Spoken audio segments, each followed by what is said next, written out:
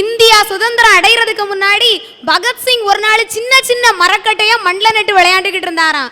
அவரோட அப்பா வந்து கேட்டாரு, என்னடா பண்ணிக்கிட்டு இருக்க அப்படின்னு.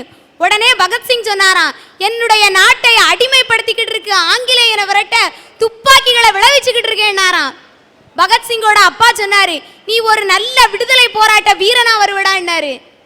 பகத்சிங்கும் விடுதலை போராட்ட வீரனா வந்தாரு. நான் இன்னைக்கு சொல்றேன், அன்னைக்கு ஒரு பகத்சிங் இருந்தாரு, இன்னைக்கு எத்தனையோ பகத்சிங் மாதிரி இளைஞர்கள் இருக்காங்க. எத்தனை அப்பாக்கள் தட்டி கொடுக்குறீங்கன்னு கேக்குறேன். ஐயா, இன்னைக்கு வேலைக்கு போன்னு சொல்றாங்க. இன்னைக்கு அரசாங்க வேலை கிடைக்கிறதுங்கிறதும் நாய்வால நிமித்த முடியாதுங்கிறது ஒண்ணு. இன்னைக்கு ஒரு வேலை வாய்ப்பை தேடி போனோம்னு வச்சுக்கோங்களேன், அது முட்டாள்தனம். கிடைச்ச வேலையை செஞ்சோம்னா அது சாமர்த்தியம். ஆனா தானே ஒரு வேலை வாய்ப்பை உருவாக்குறோம் பாத்தீங்களா, அதுதான் புத்திசாலித்தனம். இன்னைக்கு என் இளைஞன் சொல்றான், நான் சுய தொழில் செஞ்சு முன்னுக்கு வரேன்னு. ஆனா இந்த பெரியவங்க என்ன தெரியுமா சொல்றாங்க, நீ பாட்டுக்கு சொந்தமா தொழில் செய்யாத, நஷ்டம் வந்தா உன்னால மேனேஜ் பண்ண முடியாதுன்னு. ஆடு மேய்ச்சா கூட நீ அரசாங்கத்துக்கு மேய்ங்கிறாங்க. ஐயா, இப்படி இருந்தா எந்த இளைஞன் முன்னேறுவான்? ஐயா, எங்க வீட்டு பக்கத்துலயும் ஒரு பையன் சுய தொழில் தொடங்குறேன்னு அப்பாட்ட 1 லட்சம் ரூபா வாங்கியிருக்கிறான். ஐயா, 1 லட்சம் ரூபாய் வாங்கி எல்லாம் முடிச்சிட்டு அவர் வருமானம் வரும்னு எதிர்பார்த்து இருந்திருக்காரு. 1 வருஷம் கழிச்சு வீட்டுக்கு போலீஸ் தான் வந்திருக்கு.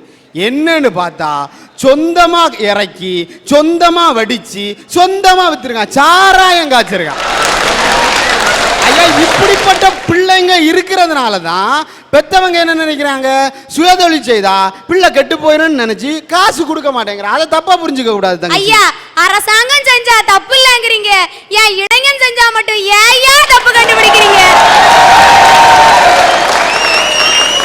ஐயா, இன்னைக்கு இளைஞன் ஊரை சுத்துறான்னு அத்தனை பேரும் பெரியவங்க அவ்வளவு பேரும் சொல்றாங்க. நீங்க வர்ற வழியில பாத்திருப்பீங்க காத்தாடி எனி டைம் சுத்திக்கிட்டே தான் இருக்கும். ஆனா அதனால ஒரு வருமானம் கிடைச்சிக்கிட்டே இருக்கும். அதே மாதிரி தான் எங்க இளைஞர்களும் ஊரை சுத்துற மாதிரி தெரியும். ஆனா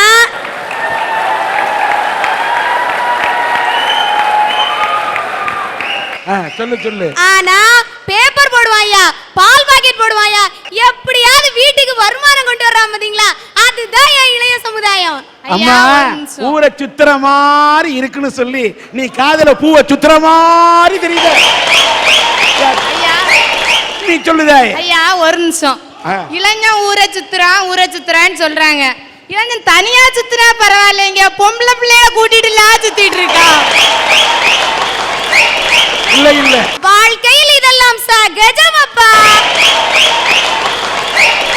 எது சகஜமப்பா? ஒரு ஃபிகரோட சுத்தினா சகஜமப்பா, ஃபிகரா மாத்தி சுத்தினா சகஜமப்பா. ஐயா, இந்த வயசு போனா வேறு வயசு இல்ல, அழக ரசிக்கலன்னா அவன் பேர் மனுஷன் இல்ல. மனுஷனா இருக்கிறத விட ஒரு நல்ல பெண்ணுக்கு நல்ல புருஷனா இருக்கணும் தான். ஐயா, இளைஞன் பத்திரிகை எழுதுறான்னு சொன்னாங்க, இளைஞன் பத்திரிகை எல்லாம் போடுறான்னு சொன்னாங்க. அதே இளைஞன் தான் கணேஷ் போடுறான், பான்பராக் போடுறான், டாஸ்மார்க் கடையில யார் இறங்குறான்? ஐயா, அந்த கம்பெனிக்காரனுக்கு வருமானம் கிடைக்கணுங்கிறதுக்காக வாங்கி சாப்பிடுறான் பாத்தீங்களா, அதுதான் இளைஞன்.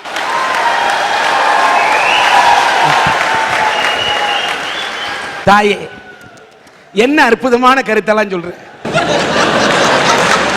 இப்படி தப்பா புரிஞ்சுக்கிட்ட பெரியவங்க இருக்க வரைக்கும் இளைஞன் முன்னேற மாட்டான்னு நான் பேச வந்திருக்கேன். சரிம்மா. ஐயா, இன்னைக்கு இருக்கிற இளைஞர்களுக்கு அஜித் விஜய் மாதிரி நடிக்கவும் தெரியும், அப்துல் கலாம் மாதிரி நடக்கவும் தெரியும். அப்துல் கலாமுக்கு கூட அப்புறமா தான் கைத்தட்டல் வருது. சினிமா நடிகையோட பேரை சொன்னா என்ன சிறப்பா கைத்தட்டல், அது கீழே இருந்து விட வரதை விட மேலே இருந்து வருதியா. வசீகரான்னு பாடவும் தெரியும், வாஜ்பாயோட கவிதையை கேட்கவும் தெரியும், வயகரா பத்தி புரிஞ்சுக்கவும் தெரியும். ஆமா, விட்டுட்டியா? வசீகரா பாட்டை போடுற வயகரா மறந்துட்ட. ஓகே. மல்ல மருதமல்லன்னு ஆடவும் தெரியும், மல்லேஸ்வரி மாதிரி இந்தியாவை தூக்கி நிறுத்தவும் தெரியும். எங்களுக்கு கடந்த கால பயமும் இல்ல, எதிர்கால அச்சமும் இல்ல. இந்த நாள் இனிய நாள் வாழ்வான் பாத்தீங்களா ஐயா, அவன் தான் என் இளைஞன். ஓகே. ஐயா இன்னைக்கு உலகம் யாரைத்தான் புரிஞ்சுக்கிடுது? உலகம் உருண்டை கலிலியோ, மக்கள் அவரை கல்லால் அடிச்சாங்க. ஏன், எதுக்கு, எப்படி இப்படிலாம் கேள்வி கேட்கணும்னு சொன்ன சாக்ரட்டிஸுக்கு விஷம் கொடுத்து கொன்னாங்க. இப்படி பெரிய பெரிய மேதாவிகளையே இந்த உலகம் புரிஞ்சுக்கிடலையே, எங்களை மாதிரி இளைஞர்களை மட்டும் இந்த பெரியவங்க என்ன புரிஞ்சுக்கவா போறாங்க? ஐயா இன்னைக்கு பெரியவங்க அத்தனை பேரும் பிள்ளைங்க எப்படி இருக்கணும்னு நினைக்கிறாங்க தெரியுமா? தெருவில் வித்த காட்டுறவன் ஒரு குரங்க கூட்டிட்டு வரான்னு வச்சுக்குவோம். அந்த குரங்கிட்ட என்ன சொல்லுவான்னா, ராமா ஐயாவுக்கு ஒரு கும்பிடு போடு ராமா அப்படிமா. அது அழகா கும்பிடு போட்டு காமிக்கும். ராமா ஐயாட்ட இருந்து பழத்தை வாங்கி சாப்பிடு அப்படிமா. அது அழகா பழத்தை வாங்கி சாப்பிடும். இதே மாதிரி தான் இன்னைக்கு பெரியவங்க அவ்வளவு வரும். காலையில ஆனா ஓடுறாமா ஓடுறாமா ஓடுறாமான்னு ஸ்கூலுக்கு வரட்ட வேண்டியது. பிள்ளைங்க வந்த உடனே சாப்பிட்றாராமா சாப்பிட்றாராமா சாப்பிட்றாராமான்னு சொல்ல வேண்டியது. மறுபடியும் டியூஷனுக்கு ஓடுறாராமா ஓடுறாராமா ஓடுறாராமான்னு வரட்ட வேண்டியது.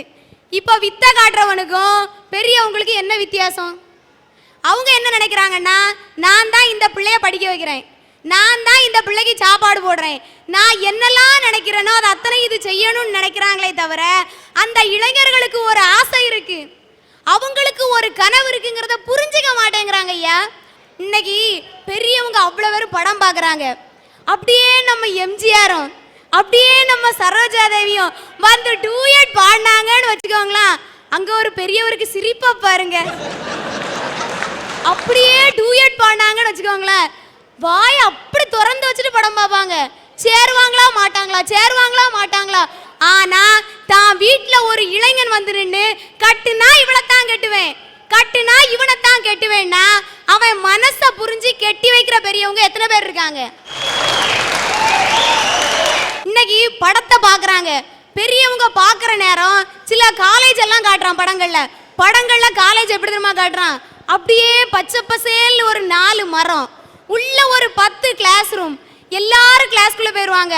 ஆனா ஹீரோ ஹீரோயின் மட்டும் எல்லா படங்கள்லயும் லேட்டா தான் வருவாங்க. ஹீரோ அங்க இருந்து ஓடி வர, ஹீரோ இங்க இருந்து ஓடி வர, பேக்ரவுண்ட்ல ஒரு மியூசிக் ஓடும், நம்தன நம்தன நம்தன நம்தன போய்கிட்டே இருக்கும். வழக்கமா நம்ம வாத்தியார் வருவாரு, வந்த உடனே அவரு கேட்கிற முத கேள்வி என்ன தெரியுமா ஐயா? காதலை பத்தி என்ன நினைக்கிறீங்க? படங்கள்ல வளர வாத்தியாரு உடனே நம்ம ஹீரோ அப்படியே எந்திப்பாரு, எந்திச்சு ஒரு கேவலமான லுக்கை ஹீரோயினுக்கு கொடுப்பாரு, கொடுத்துட்டு ஏதாவது ஒன்று சொல்லுவார், அது நமக்கு வேண்டாம். இதை பார்க்குற பெரியவங்க என்ன தெரியுமா நினைக்கிறாங்க? காலேஜ்னா இப்படித்தான் இருக்குமோ, நம்ம பிள்ளையும் காலேஜுக்கு போனா உருப்படாது போல, அதை ஒன்னும் அனுப்ப வேண்டாம். இப்படி தான் பிள்ளை மேல நம்பிக்கையே இல்லாம தப்பா புரிஞ்சுக்கிற பெரியவங்க எத்தனை பேர் இருக்காங்க தெரியுமா? எங்க ஊர்ல நடந்த உண்மை சம்பவம் ஐயா. 12ஆம் கிளாஸ் படிக்கிற பிள்ளை 1000 சில்லற மார்க் எடுத்திருந்தா, ரிசல்ட் வர்றதுக்கு முன்னாடி கல்யாணம் பண்ணி கொடுத்துட்டாங்க. நாங்களும் கேட்டோம், ஏம்மா நல்லா படிக்க பிள்ளையாச்சே ஏன் படிக்க வைக்கலன்னு. உடனே அவங்க என்ன தெரியுமா சொன்னாங்க? இன்னைக்கு காலேஜ் எல்லாம் ரொம்ப மோசமா இருக்கு, பிள்ளைய படிக்க வச்சா கெட்டு போயிருவா, தான் பிள்ளைய புரிஞ்சிக்காம தான் பிள்ளைய நம்பிக்கை இல்லாத இந்த பெரியவங்களா இந்த இளைஞர்கள் முன்னேற போறாங்க. ஐயா இந்த கன்னியாகுமரி மாவட்டத்துல ஒரு 15-20 ஆர்ட்ஸ் அண்ட் சயின்ஸ் காலேஜ் இருக்குது ஐயா. அதுல 5 காலேஜ் வெறும் பொம்புள்ளே படிக்கக்கூடிய காலேஜ் ஐயா, வெறும் பொம்புள்ளே படிக்கக்கூடிய. அது கூட பரவாயில்லையா, மீதி இருக்கக்கூடிய காலேஜ்ல ஆம்பிள்ளைகளை விட ரொம்ப அதிகமா படிக்கிறது பொம்புள்ளையா, பொம்புள்ளை. சும்மா சொல்லலாம் ஐயா. ஐயா இன்னைக்கு பாத்தீங்கன்னா வெள்ளி அத்தனை என்ன பேச்சு தெரியுமா? எங்களை மாதிரி இளைஞர்கள் வரதட்சணை வாங்குறாங்களாம். எவ்வளவு கொடுமையா இருக்கு பாத்தீங்களா? ஏன் இளைஞர் வரதட்சணை இல்லாமலே கல்யாணம் பண்ணுவாயா? இன்னைக்கு ஒரு பையனுக்கும் ஒரு பிள்ளைக்கும் கல்யாணம்னு வச்சுக்கோமே, அந்த வீட்டுல இந்த வீட்டு பெருசும் அந்த வீட்டு பெருசும் பஜ்ஜி சொச்சி எல்லாம் சாப்பிடும். அதுல ஒரு பெருசு குரல் கொடுக்கும், மாயி எண்ணெய் வந்திருக்காக, மாப்பிள்ள மொக்கச்சாமி வந்திருக்காக, மற்றும் நம் உறவினர் எல்லாம் வந்திருக்காக, பாம்மா மின்னல் அப்படின்ன உடனே பாவம் அந்த பிள்ளை தரைய பார்த்துக்கிட்டே நடந்து வரும். இங்க நம்ம மாப்பிள்ளை என்ன பண்ணுவார் தெரியுமா? ஏதோ தரையில 1/2 கிலோ தங்கம் ஒட்டி இருந்த மாதிரி சுரண்டிக்கிட்டு இருப்பாரு. இந்த இடத்துல அந்த பிள்ளை பேசிச்சா, இந்த பையன் பேசினானா? இந்த வீட்டு பேசி கேட்கும், உங்க பொண்ணுக்கு எவ்வளவு போடுறீங்க? அந்த வீட்டு பரிசு சொல்லும், அவன் இன்ஜினியரிங் படிச்சிருக்கான், அதனால 10 லட்சம் 15 லட்சம் நாங்க வாங்குவோம். வரதட்சணை கேட்கறது வாங்குறது அத்தனை பெரியவங்க. ஆனா வெளியே சொல்லுவாங்க, இன்னைக்கு இருக்கிற இளைஞர்கள் இருக்காங்களே அப்படிமா.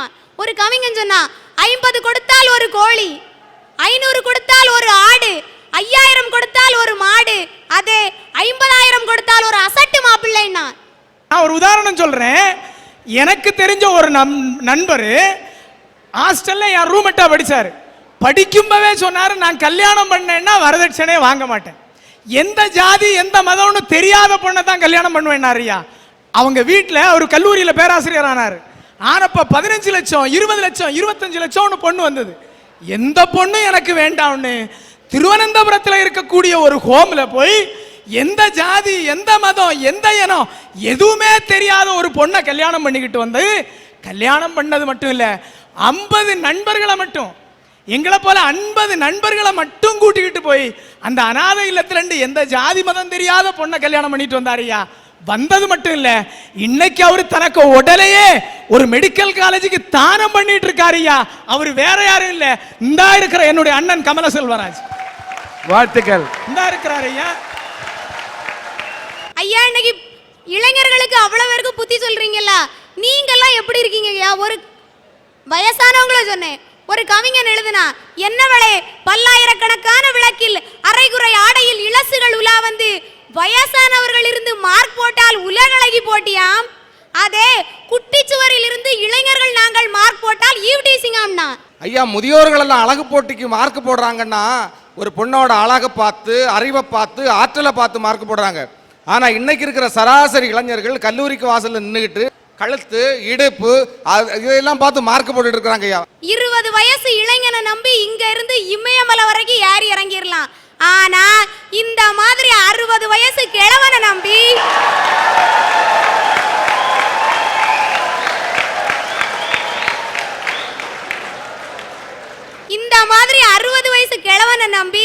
இந்த தெருல இருந்து அடுத்த தெரு கூட போக முடியாதையா.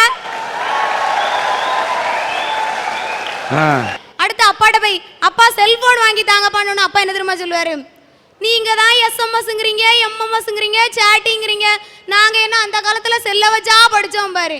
இப்படி ஒரு பொறாம புத்தி இந்த பெரியவங்களுக்கு இருக்கலாமா ஐயா? பெரியவங்களுக்கு பொறாம புத்தி இல்ல ஐயா. வீட்டுல போன் இருந்துச்சுன்னா வீட்டுல இருந்து அப்பாவுக்கு முன்னால அம்மாவுக்கு முன்னால இருந்து போனை எடுத்து ஹலோ என்ன ஏதுன்னு கேட்பான். இந்த செல்போன் வந்த பிறகு ஒரு அநியாயம் என்ன தெரியுமா ஐயா, போனை எடுத்துக்கிட்டு போன் வந்தோடனே வீட்டுல இருந்து வெளியே ஓடிடுறான். வெளியே ஓடினா மட்டும் இல்ல ஐயா, ஒரு தென்னை மரத்தை பிடிச்சுக்கிட்டு அன்பே கண்ணே கன்னியாமுதே அம்மா 1 மணிக்கூர் பேசுறான் ஐயா. இதனால தான் இந்த தேவையில்லாத விஷயம் வேண்டாம்னு வாங்கி கொடுக்கலாமா. வழுக்க தாத்தா உட்காருங்க, நான் மேட்ருக்கு வரேன். ஐயா ஒரு நிமிஷம், நான் ஒரு நாள் எனக்கு பொண்டாட்டிக்கிட்ட போன்ல பேசிக்கிட்டு இருந்தேன், செல்போன்ல திடீர்னு கட் ஆயிடுச்சு ஐயா. திரும்ப முயற்சி பண்ணினேன். நீங்கள் தொடர்பு கொண்ட வாடிக்கையாளர் வேறு ஒரு நபரோட தொடர்பு வைத்திருக்கிறார், சற்று நேரம் கழித்து நீங்கள் தொடர்பு கொள்ள சொல்லி. எப்படி இருக்குது ஐயா இந்த காலத்து செல்போனுங்க நிலைமை? ஐயா, இன்னைக்கு ஏதோ ஒரு ஊர்ல ஏதாவது ஒரு சின்ன பிள்ளைக்கு பிளட் டொனேட் பண்ணனும்னு வச்சுக்கோங்களேன், அந்த மெசேஜை உடனே எங்க இளைஞர்களுக்கு தான் அனுப்புவோம். ஏன்னா கொடுக்கறதுல நாங்க கொடைவள்ளல் ஐயா. உங்களால இது முடியுமா? கொடுக்கறதுல மட்டும் இல்ல, 1000ல் ஒரு நாள், வருஷத்துக்கு 365 நாள் உண்டுன்னா ஒரு நாள் தான் பிளட் டொனேஷனுக்கு எஸ்எம்எஸ் அனுப்புவோம். மீதி எஸ்எம்எஸ் எல்லாம் ராத்திரி 11 மணிக்கு படிச்சு கொடுக்கிற டீச்சருக்கு அனுப்புறான் ஐயா. எங்க விளங்குவான்னு கேட்க. இதெல்லாம் இந்த வயசுங்களுக்கு எப்படி தெரிஞ்சதுன்னு தான் எனக்கு தெரியல. நான் ஏதாவது பேசுறேன்னா பத்தியா விவரமா இருக்கிறேன். இன்னைக்கு பின்லாந்து நாட்டுல 2 இளைஞர்கள் 1865ல ஒரு பொருளை கண்டுபிடிச்சிட்டோம் அப்படின்னு அந்த நாட்டு கவர்மெண்ட்ட போய் பாட்டன் ரைட்ஸ் வாங்க போறாங்க. அந்த கவர்மெண்ட் கேட்டுச்சு, நீ கண்டுபிடிச்ச பொருளோட பேர் என்ன அப்படின்னு. நோக்கியா அப்படின்னு அந்த இளைஞர்கள் சொல்றாங்க. உடனே அந்த கவர்மெண்ட் கேட்டுச்சு, இது உன்னுடைய அம்மா பெயரா அப்பா பெயரா தம்பி பெயரா யாரோட பேருன்னு. அந்த இளைஞர்கள் என்ன சொன்னாங்க தெரியுமா, இது என்னுடைய கிராமத்தின் பெயர்னா. அரசாங்கம் கேட்டுச்சு, ஏன்யா கிராமத்தோட பேரை வச்ச அப்படின்னு. அந்த இளைஞன் சொல்றான், இன்னைக்கு பல நாடுகள் இருக்குது, உலக மக்கள் அத்தனை பேருக்கும் தெரியும், என்னுடைய கிராமத்தை இந்த உலகத்துக்கு காட்டணும்னால நோக்கியான்னு வச்சேன்னா. அவன் கண்டுபிடிச்சதுதான் ஐயா இன்னைக்கு நம்ம அத்தனை பேர் கையிலையும் கொஞ்சி விளையாடுற நோக்கியா செல்போன். ஒரு இளைஞன் தன்னுடைய கிராமத்தையே புரிஞ்சு வெளியே கொண்டு வந்தான். ஒரு முதியவரால முடியல. ஆனா இந்த முதியவர்களை இன்னைக்கு வயசானவங்களை பொறுத்தளவுல இளைஞன் அனுபவத்தை கடந்து வந்திருக்காங்க. அவங்க நினைச்சா எங்களை புரிஞ்சுக்கிட்டு நல்லபடியா கொண்டு வர முடியும். ஆனா ஏன் இப்படி பண்றாங்கன்னு தெரியல. கடைசியா ஒன்ன சொல்றேயா, இனிமையாவது எங்களை புரிஞ்சுக்கோங்க அப்படின்னு சொல்லி முடிக்கிறேன். மருமகளே மருமகளே வா வா, உன் வலது காலை எடுத்து வச்சு வா வா அப்படின்னு பாடுறதுக்கு பதிலா இந்த மாமியார் என்ன பாடினாங்க தெரியுமா? மருமகளே மருமகளே வா வா, உன் காலை உடைச்சு அடுப்பில் வைப்பேன் வா வா அப்படின்னு பாடிட்டாங்கங்க. இப்படி பாடின மாமியாரை பத்தி மருமக என்ன சொல்றா தெரியுமா? இன்னைக்கு பெய்யற மழையில வார இடி இவ தலையில தான் விழுந்துட்டா சார். இப்படி இருக்கு மாமியார் மருமக உறவு இன்னைக்குள்ள சமுதாயத்துல. வரதட்சணை சார், வரதட்சணைங்கிற பேராலே திருமணங்கிற புனிதமான வைபோகமே இன்னைக்கு அர்த்தம் இல்லாம போயிட்டு இருக்கு சார். வரதட்சணை எடுத்தாலே ஒரு வீட்டில் ஸ்டவ் வெடிக்கும் சார், நமக்கு எல்லாருக்குமே தெரியும். அந்த ஸ்டவ் வரதட்சணைங்கிற பேரால 4 வருஷத்துக்கு முன்னாடி என் அத்தை வீட்லயே வெடிச்சது சார். அந்த ஸ்டவ் அது வேற யார் உயிரையும் கொள்ளல சார், என் அத்தை உயிரை மட்டும் கொண்டு போயிடுச்சு சார். அந்த மாமியாருக்கு என்ன சார், மிஞ்சி மிஞ்சி போனா அந்த கோர்ட்டு 12 ஆண்டுகள் ஜெயில் தண்டனை தானே சார் கொடுக்கும். தயவு செய்து எந்த மாமியார் மருமகள் உறவும் முதியோர் இல்லத்திலையும் போய் முடிஞ்சிட வேண்டாம், என் அத்தை கதை மாதிரி முடிஞ்சிட வேண்டாம்னு கேட்டு முடிச்சுக்கிட்டுருங்க. ஐயா, தமிழ்நாட்டில் இருக்கக்கூடிய பெரம்பலூர் என்று சொல்லக்கூடிய ஒரு மாவட்டம், வறுமையில் இருக்கக்கூடிய ஒரு மாவட்டம். அந்த மாவட்டத்தினுடைய கடைசி பகுதி ஒரு திட்டச்சேரி என்ற ஒரு இடம். அந்த இடத்துல அது கிராம பஞ்சாயத்து. அந்த பஞ்சாயத்து அலுவலகத்தில் 1ஆம் தேதி சேலரி கொடுக்குறாங்க பஞ்சாயத்து தலைவர். அந்த பஞ்சாயத்தில் துப்புரவு பணியாளராக இருக்கிறவர் முன்னால் நிற்கிறார். ஒரு அழுக்கான காக்கி டவுசரும் சட்டையும் போட்டு நிற்கிறாங்க. அந்த அம்மா தமிழ்நாடு அரசு கொடுக்குற இலவச புடவை கட்டிக்கிட்டு அந்த அம்மா இருக்கிறாங்க. சம்பளத்துக்கு நிற்கிறாங்க. அந்த அம்மா கேட்குறாங்க, பஞ்சாயத்து ஆஃபீஸுக்கு வர்ற வழியில் ஒரு நாய்க்குட்டி செத்து கிடந்தது, அதை எடுத்து புதைச்சிங்களா? ஆமாம்மா புதைச்சம்மா. சரி, அந்த சேரிக்கு தண்ணி போகிற குழாயெல்லாம் உடைச்சிருக்க, அதை சரி பண்ணுறதுக்கு ஏற்பாடு பண்ணினீங்களா? பண்ணினேங்க அப்படின்னு தலைவர் கேட்டாங்க. ஆமாங்க, எல்லாம் ஏற்பாடு பண்ணியிருக்கு, எல்லாம் சரியானு சொன்னாங்க. இதான் அப்படிங்க சேலரி கொடுத்தாங்க. அந்த ஆள் அந்த சேலரியை வாங்கிட்டு கடத்தருவுக்கு போய் காய்கறி மீனெல்லாம் வாங்கிட்டு சந்தோஷமாக வீட்டுக்கு போனாங்க. வீட்டுக்கு போன உடனே மனைவி எழும்பி நின்று கணவனை வரவேற்று பழைய கஞ்சியை கொடுத்து குடிங்க என்ன கொடுத்தாங்க. அது வேற யாரும் இல்லைங்க, அந்த பஞ்சாயத்து தலைவருடைய கணவன் தான் பாலன். துப்புரவு பணியாளருடைய கணவன் மனைவிதான் பஞ்சாயத்தினுடைய தலைவர். ஆக அவர்கள் ஒருவரை ஒருவர் புரிந்திருக்கிறார்கள், அவர்கள் ஒருவரை அன்பு செய்திருக்கிறார்கள், எந்த ஈவோவும் இல்லாமல் வாழ்ந்திருக்கிறார்கள் என்றால் அதுதான் உண்மையான கணவன் மனைவி வாழ்க்கைக்கு அடையாளம்.